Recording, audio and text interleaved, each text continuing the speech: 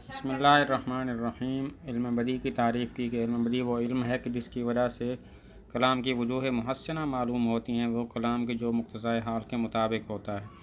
یہ وجوہ محسنہ دو قسم پر ہیں، محسنات معنویہ اور محسنات لفظیہ۔ محسنات معنویہ وہ وجوہ ہیں کہ جن کی وجہ سے معنی میں حسن پیدا ہوتا ہے، اور محسنات لفظیہ وہ وجوہ ہیں کہ جن کی وجہ سے لفظ میں حسن پیدا ہوتا ہے۔ پہلے محسنات معنویہ بیان کرتے ہیں۔ توریہ کہتے ہیں ایک لفظ کے دو معنی ہوں، معنی قریبی جو جلدی سمجھ میں آ جائے، اور معنی بعیدی جو قرینہ خفیہ کی وجہ سے مراد ہو۔ تو قریبی معنی چھوڑ کر بعیدی معنی مراد لینا، جیسے اس کی دو مثالیں ہیں۔ وَالَّذِي يَتَوَفَّاكُم بِاللَّيْلِ وَيَعْلَمُ مَا جَرَحْتُم بِالنَّهَارِ، وہ ذات ہے کہ جو تمہیں وفات دیتی ہے رات کو اور جانتی ہے وہ گناہ جو تم کرتے ہو دن میں۔ تو جرحتم کے دو معنی ہیں، قریبی معنی زخمی کرنا اور بعیدی معنی گناہ کرنا۔ یہاں پر گناہ کرنا مراد ہے۔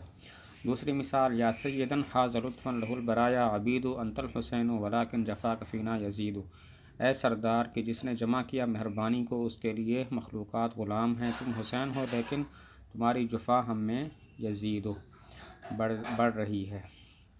تو یزیدوں کے دو معنی ہیں، قریبی یزید بن معاویہ رضی اللہ عنہ، اور بعیدی یعنی کہ بڑھ رہی ہے، فعل مضارع ہے زیادہ سے۔ قریبی معنی چھوڑ کر بعیدی معنی مراد دیا گیا ہے۔ ابہام کہتے ہیں ایسی کلام ذکر کرنا جو دو متضاد معنوں کا احتمال رکھتی ہو۔ بارک اللہ للحسن ولبوران فی الخدن، یا امام الہدی ظفرت ولکن ببنت من، اللہ برکت دے حسن کے لیے اور بوران کے لیے رشتہ ازدواج میں، اے ہدایت کے امام تم کامیاب ہوئے لیکن کس کی بیٹی کے ساتھ۔ تو لیکن ببنت من میں دو معنوں کا احتمال ہے، مدح کا کہ تم نے عظیم باپ کی بیٹی سے شادی کی، اور مذمت کا کہ تم نے گھٹیا آدمی کی بیٹی سے شادی کی ہے۔ توجیہ کہتے ہیں لفظ سے مراد معنی موضوع ہو لیکن وہ لفظ لوگوں وغیرہ کا نام بھی ہو۔ اس کی دو مثال ہیں۔ پہلی مثال ایک شاعر کا قول جو نہر کی صفت بیان کر رہا ہے، اذا فاخرت الریح ولت علیلۃ باشجال کسبان السرا تتعثر به الفضل یبدو والربیع وکم غدا به الروض یحیی وهو لا شک جعفر، جب ناز کے ساتھ اس پر چلتی ہے ہوا تو مڑ جاتی ہے دل بہلاتے ہوئے، نمناک زمین کے ٹیلوں کے دامنوں کے ساتھ پھنس جاتی ہے، اسی کی وجہ سے فضل ظاہر ہوتا ہے۔ اور موسم بہار اور کتنی صبحیں گزر گئیں، وکم غدا کتنی صبحیں گزر گئیں، بہر روض اس کے ساتھ زمین، یحییٰ زندہ ہوتی ہے، وہو لا شک جعفر اور وہ کوئی شک نہیں کہ جاری چشمہ ہے۔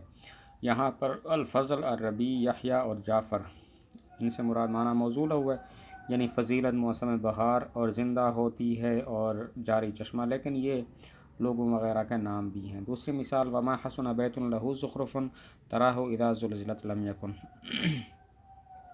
اور نہیں ہے اچھا وہ گھر کہ جس کے لیے ملمہ سازی ہو، تم اس کو دیکھو گے جب زلزلہ آئے گا تو وہ نہیں رہے گا۔ تو یہاں پر زخرف، اذا زلزلت اور لم یکن سے مراد معنی موصول ہے، یعنی ملمہ سازی، زلزلہ اور نہیں رہے گا، لیکن یہ قرآن مجید کے صورتوں کے بھی نام ہیں۔ طباق کہتے ہیں ایسے دو معنوں کو جمع کرنا جن میں تضاد ہو، جیسے وَتَحْسَبُهُمْ أَيْقَاظًا وَهُمْ رُقُودٌ، تم ان کو گمان کرو گے جاگتا ہوا حالانکہ وہ سو رہے ہیں۔ تو یہاں پر ایقاظ اور رقود دو معنوں کو جمع کیا جن میں تضاد ہے۔ وَلَٰكِنَّ أَكْثَرَ النَّاسِ لَا يَعْلَمُونَ ظَاهِرًا مِنَ الْحَيَاةِ الدُّنْيَا، لیکن اکثر لوگ نہیں جانتے ہیں دنیا کی زندگی کا ظاہر۔ تو لا یعلمون میں تضاد ہے۔ طباق کی ایک صورت مقابلہ ہے، وہ یہ ہے کہ دو یا دو سے زیادہ معنوں کو ذکر کرنا، پھر اس کے بعد ان کے مقابل معنوں کو ذکر کیا جائے ترتیب کے ساتھ، یعنی پہلے معنی کے مقابلے میں پہلا معنی، دوسرے معنی کے مقابلے میں دوسرا معنی۔ اس کی مثال، فَلْيَضْحَكُوا قَلِيلًا وَلْيَبْكُوا كَثِيرًا، پس چاہیے کہ وہ ہنسے تھوڑا اور روئیں زیادہ۔ یہاں پر پہلے دو معنوں کو ذکر کیا، ضحک اور قلت، پھر ان کے مقابل معنوں کو ذکر کیا، بکا اور کثرت، ترتیب کے ساتھ کہ ضحک کے مقابلے میں بکا ہے اور قلت کے مقابلے میں کثرت ہے۔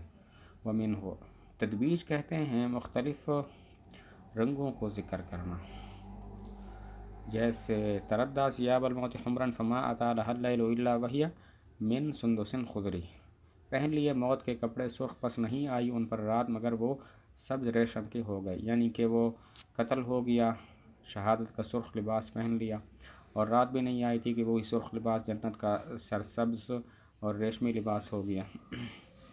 یہاں پر دو مختلف رنگوں کو ذکر کیا، حمرن اور خضر، سرخ اور سفید۔ ادماج کہتے ہیں کلام کو ایک معنی کے لیے چلایا گیا ہو لیکن اس میں ایک اور معنی کو بھی شامل کر دیا جائے۔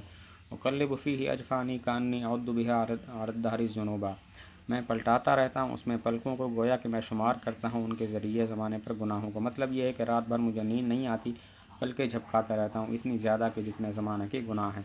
تو یہاں پر مقصد تو یہ بتانا ہے کہ رات لمبی ہے، لیکن اس کے ساتھ ایک اور معنی بھی ضمناً معلوم ہو رہا ہے کہ زمانے نے مجھ پر بہت ظلم کیا ہے۔